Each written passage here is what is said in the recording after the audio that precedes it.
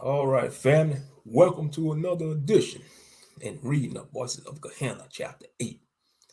Yeah, I decided I'm gonna read chapter 8 since I got a lot of time. So this is gonna be the chapter 8, Voices of Gehenna, chapter 8. Y'all can expect to see chapter 7 being premiering soon. So I'm gonna go ahead and try to read chapter 8. So all right, let's get into it. Voices of Gehenna, chapter 8. Let's get straight into that. Home, sweet home, I shouted as I entered my condo. I am a 30-year-old bachelor, and I reside in a two-bedroom condo in the nice part of the city where I live at. Since I'm letting you know about me, I guess you deserve to know where I lay my head at. I am currently living in Tempe, Arizona. Arizona is a hot state, but has some of the most beautiful sunsets and sunrises. I recently moved here due to my job at GSP. The prison I worked at before GSP was located in the state of New Jersey. I don't miss Jersey at all. I am a southern boy, and so far I am liking the Southwest. Some of you may ask why I choose to live in a condo and not in the suburbs. I like the condo not because I am successful and can afford it. I rather have the condo because it keeps me away from most people. You have your privacy here, and no one can visit you unless they have your permission. We have a top notch security staff over here. Some of the residents are non humans, mainly elves, dwarves, and a few Brogonites. Most of the people that live here got money. I stay on the seventh floor of the complex. Some nights I love standing outside of the balcony to watch the city nightlife. I headed to my fridge to check my stock of food. I had a few pounds of salmon, steaks, and chicken in the freezer. I didn't feel like cooking tonight due to my long day at work. I decided to use DoorDash. I pulled up the app on my phone to look for a place that served gyro wraps. I found a place and placed my order. I decided to unwind and relax. I activated Spotify and played some lo-fi music. While I was vibing to my music, my house phone rang. Yeah, I still use landline phones. I know most people these days don't. I still think it's good to have a landline phone in your home. Call me old school, I don't care. I checked the caller ID and it was my mom. I picked up the phone and answered. Hi, Mom, I said while holding the phone. Hi, baby. It's good to hear your voice again, my son, she replied. It's great to talk to you, Mom. I'm just settling in after my day of work, I replied. That's good, Benny, but I just wish you would stop working at those types of places. I fear for your safety, my son. Most inmates are unpredictable and ticking time bombs. I know you mean well, Mom, but the prison I am at pays well. The inmates here are way more dangerous than the ones I dealt with before. I accepted the challenge. I can't back down now. You should be expecting some cash soon as I get paid, I said. I think you should take your money and go get a trade as your Uncle Roy did. Your Uncle Roy is a master plumber and has his own business. Dealing with pipes and toilet issues is way better than interviewing criminals, my mom said. Uncle Roy is successful and so am I.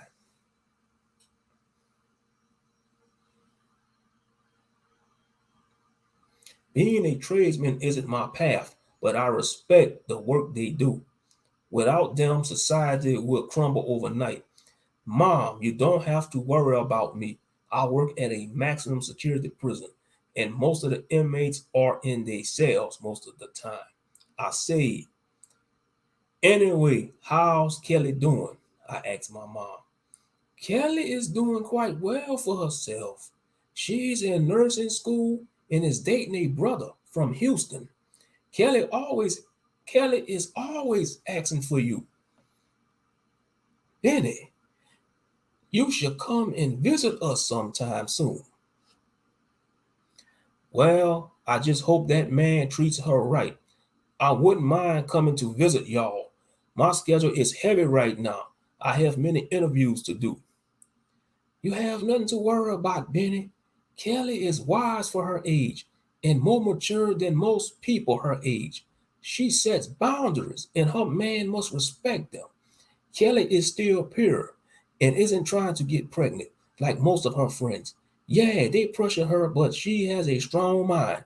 I think she gets that from y'all grandmother, Hilda. Yeah, Grandma Hilda didn't play at all. She told both of us not to start dating until we were 30, I joked. I am glad that Kelly was raised right.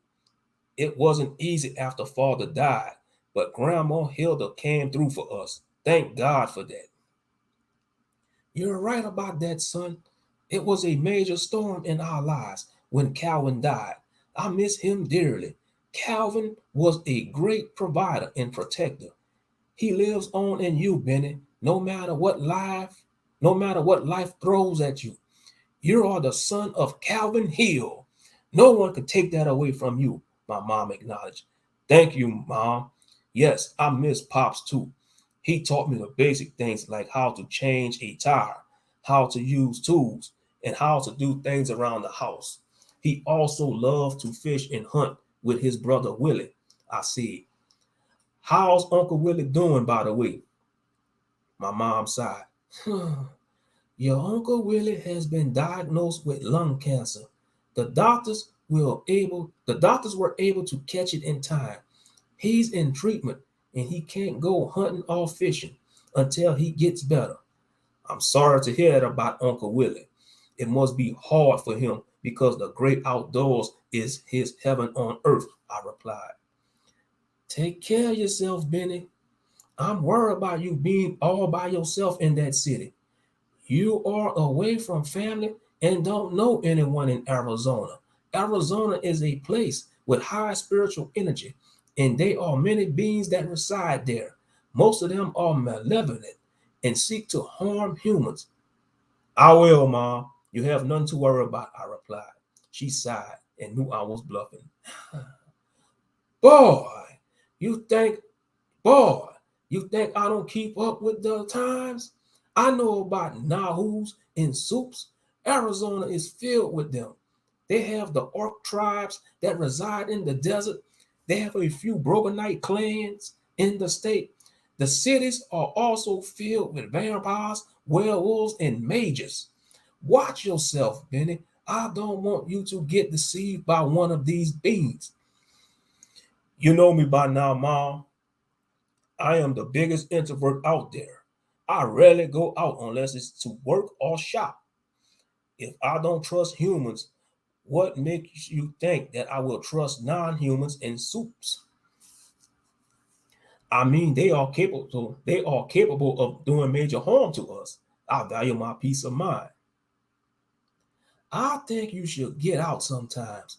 Go find yourself a nice, decent young lady and start dating. You're successful and are doing well for yourself. I'm sure many women are checking for you. I know you mean well, Mom, but dating is the last thing on my mind as of now. I must survive this prison I currently work at. Thanks for calling, Mom. My food is here and I must go. Bye, Benny. I love you, son. I love you too, Mom, I replied as I hang up the phone. I went to my door and picked up my food. I had ordered a lamb gyro wrap with a order of wild rice. They also included a salad with some hummus. I went into my dining area and sat down to eat. My mom was right about most of the things we talked about, especially when it comes to socializing. My pride will not allow me to admit it, but sometimes I do feel lonely. I wouldn't mind having a woman in my life, someone to be comfortable around, watch the Arizona sunset, go hiking, and play video games with. I know there is a difference between being alone and being lonely. I am used to being alone and have no problem with it. Most people can't handle it, so they will get into situational ships. Most of them don't last because they only focus on sex and money. It's not about getting to know the person. After I finished eating, I decided to play some Elden Ring on my PS5. I own many gaming consoles. I started my gaming journey at the age of 15. I pressed the remote to start my PS5 on my 75-inch Samsung TV. If you were to see my gaming setup, you would think I was a streamer on Twitch. I interview monsters at Gehenna during the day, but at night I am I I'm in my gaming zone. Gaming brings me peace of mind. Interview number 4. Fergus Murdoch, aka Captain Red Rum. This was my second day of interviews. The Scottish inmate known as Captain Red Rum was my first choice today. I read his dossier the night before. Captain Red Rum was the orchestrator of the show known as the Evisceration Ship. The Evisceration Ship took place on a huge ship that the captain and his minions hijacked. Captain Red Rum employed Somalian pirates to do his bidding. The show was only accessible through the dark web. They would kidnap victims and force them to fight to the death in an arena on the ship. This bastard was a sick individual. He deserves to rot here at GSP. I prepared my notes and questions for this monster. The guards brought in the captain. Captain Red Rum was 6'6" and looked like a damn pirate. He had a huge red beard that was braided into 3 plaits. This sickle really thinks he's a damn pirate. He was built like he worked out a lot. His eyes were green and his hair was red. He looks at me from across the glass and smirks at me.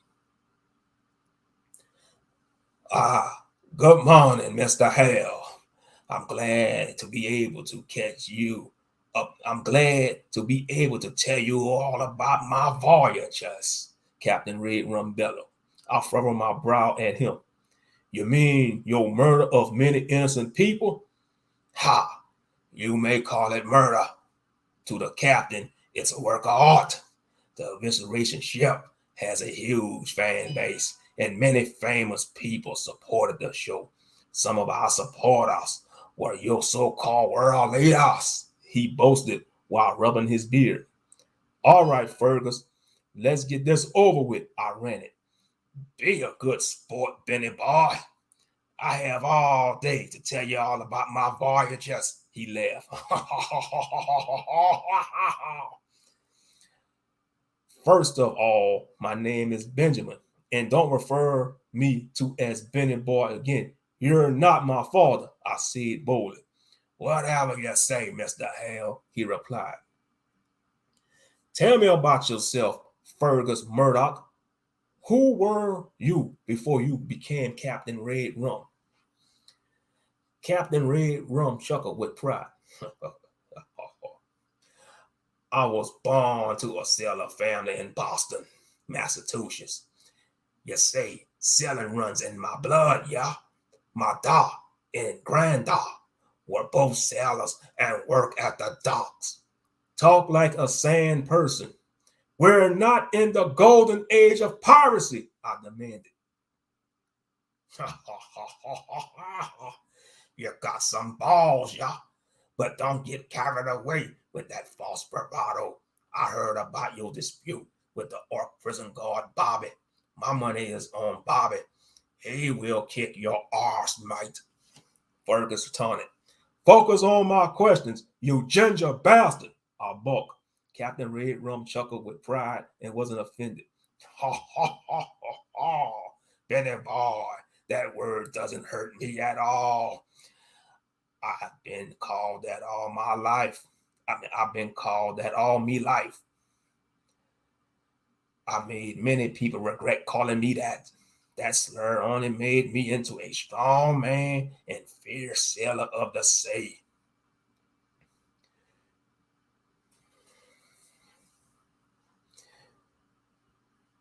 You mean it made you into the sick bastard you are? Why call yourself after a popular saying in a Stephen King movie? Red is my favorite color, and I like to drink rum. I love to see the color of blood when I tear my victims apart with meat hooks and surgical tools. Also, red rum is the word murder spelled backward. I know that, dumbass. I have seen The Shining before, I shouted. Captain Red Rum let out a hearty laugh. Ha ha ha ha ha ha ha. Losing your cold, eh, mate? Come on, Benny boy, be a good sport. Ha ha ha ha. I told you to stop calling me that, you red-bearded bastard. You red-bearded bastard. I ran it. Stop agitating Mr. Hill, Murdoch, a guard yelled. All right, I'll stop. Ask the nice question, Mr. Hill, Fergus requested. Your profile said that your father was a drunk and would beat your mother sometimes. How did you feel about your father beating your mother? I asked. Ma was a beautiful lass, and Da was a strong man, but he was a loose cannon. When Ma would mess up on a meal or didn't want to give Da some nook, Da would become enraged like a bull with powdered pepper in his eyes. He would beat Ma, and I would have to listen to it. Sometimes Da would force himself on Ma. My siblings and I had to endure this until I was 16. When I turned 16, I had enough of Da's bullshit, Red Rum explained. What did you do to stop the beatings of your mother? I asked. One night, I caught him beating on Ma. I gave him a look to signal a challenge.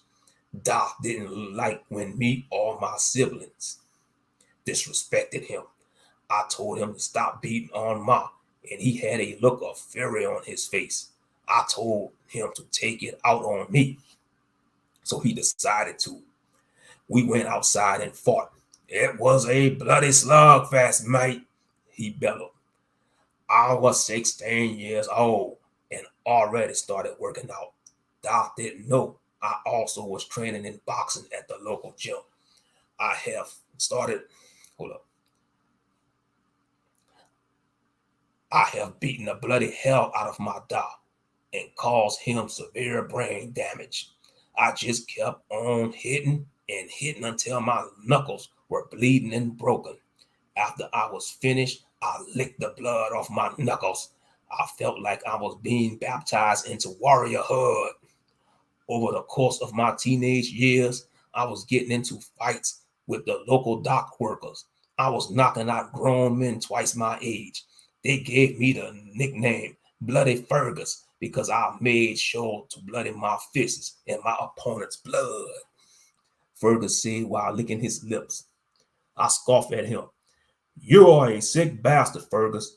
I guess after you have beaten your father, he stopped hitting your mom. He grinned and chuckled.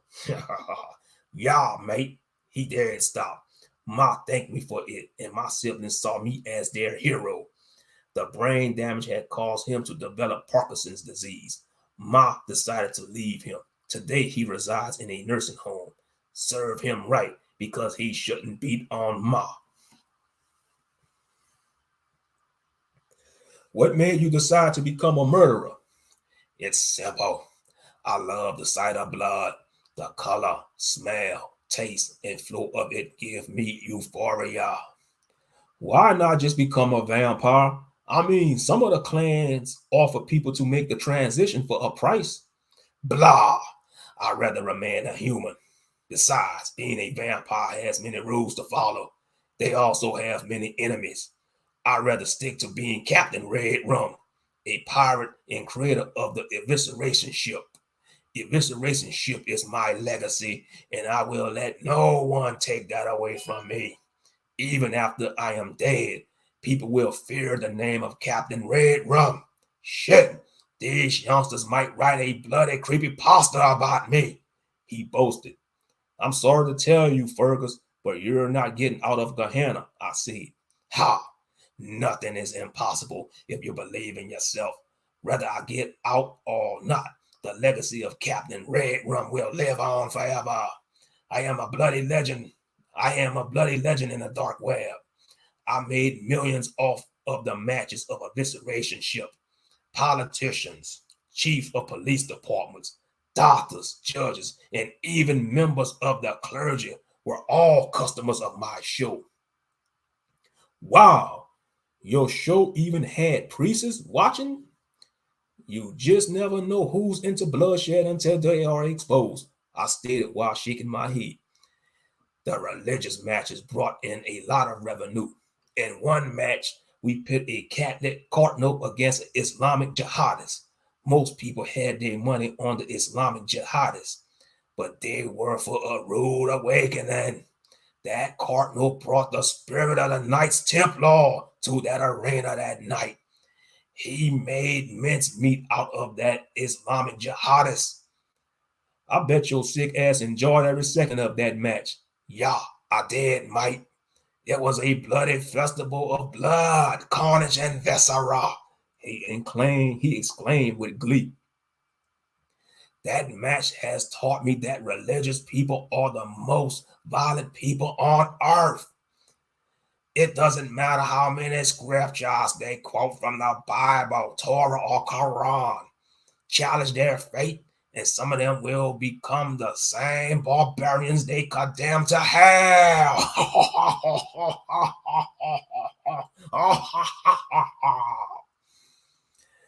What else type of people have you made participate in the matches on evisceration ship? I asked. One thing about the captain is I don't discriminate. I had many people of all nationalities, races, faiths, and genders. Heck, we even had non-humans in suits fighting in our arena.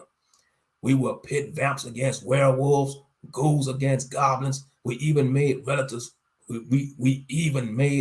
fight each other to the death. Father against son, brother against brother, mother against daughter, sister against sister, Captain Red Rum answered with pride. How did you acquire the victims? What if they refuse to fight? What did you do to them? Ah, that's easy, mate. We would traffic our victims throughout the globe. I also had representatives that were posed as agents for modeling or traveling. Now, as for the victims that refused to fight, I would torture them to death and feed their remains to the sharks. One of my associates goes by the name of Shark Whisper. He has the ability to communicate with sharks. On the ship, we have a shark pool, and also sharks will follow the ship while we sailed, he answered. Tell me more about this Shark Whisper guy. Who is he? I demanded. I'm glad you asked, mate. He's my right-hand man. Shark Whisper is not human. He is an Atlantean. Yes, he's from Atlantis. Holy moly, did you just mention Atlantis? I asked. Yay, I did, mate. Shark Whisper is from one of the 7 great nations of Atlantis. The Atlanteans are real, and they always existed. If we have non-humans and supernaturals walking amongst us, what makes you think that the Atlanteans aren't around? Can you describe his appearance to me? I asked. Yay. Shark Whisper stands at 6'2". He appears to resemble a person from Hawaii or Samoa. The only difference is that he has teeth like a shark. He could breathe underwater and on land, as most Atlanteans do. His hair is long and black. He is skilled in using his people's weapons. Before I was about to ask the next question, I checked my watch and the 30 minutes were up. Damn, just when it was getting good, the time had to been up. I wanted to know more about the Atlantean people. I had so many questions to ask Captain Red Rum. Maybe if I get another interview with him, I would continue to pick his brain. This was a good interview, mate. Excuse me. This was a good interview. Hey, mate, the captain is looking forward to seeing you again, Mr. Hill. Captain Red Rum mentioned while getting escorted back to his cell. I didn't say anything to Captain Red Rum. I just stood there and pondered on how many victims that bastard forced to fight to the death. Captain's Red Rum investigation ship was like the gladiator games in ancient Rome. The only difference was that it was done on the sea. I prepared for my next interview. My second interview will be with Kenji Nakamura, known as Rayfist. So, all right, family, this was chapter 8. Let me know what y'all think. Like I said, it went by. I read this fast, So I'm gonna go ahead and upload this. I'm gonna premiere this one probably later on, or I might premiere this chapter tomorrow. Since I got chapter 7 premiering tonight, at 10:30. So that's like a few minutes away. So I'm on chapter 8, maybe tomorrow morning. All right, family. Let me know what y'all think. I'm gonna go ahead and sign off. All right. This was Voices of Gehenna, chapter 8. So far, I think Captain Red Rum, man, he's a maniac. This dude is a maniac. This Scottish sickle carry himself like a pirate from the golden age of pirates. He's a maniac. This dude, he just loved bloodshed and carnage. He's a maniac. And like I say, growing up in an abusive home, most killers, and serial killers, they grow up in an abusive home. Sometimes they become that, and that's the case with Captain Red Rum. He beat the hell out of his father. He beat his father so bad, since his father suffered that beating, his father got Parkinson's disease. Captain Red Rum, man, golly, Captain, man. But all right, let me know what y'all think, though, family. I'm gonna go ahead and sign off. All right, thank you all for your support.